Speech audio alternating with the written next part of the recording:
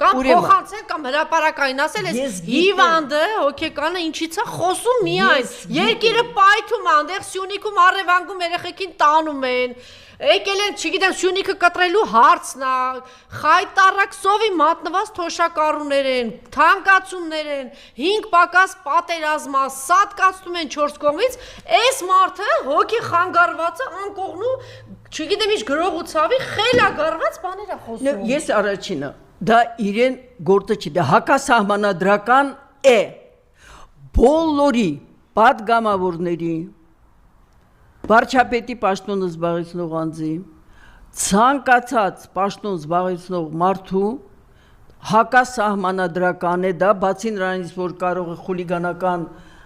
տարեր մեջը պարունակի։ Համ խուլիգանա, համ չգիտեմ ինչա։ Դա մարդու իրավունքների կոպիտ խախտում է մտնել մարդու անձնական կյանքի մեջ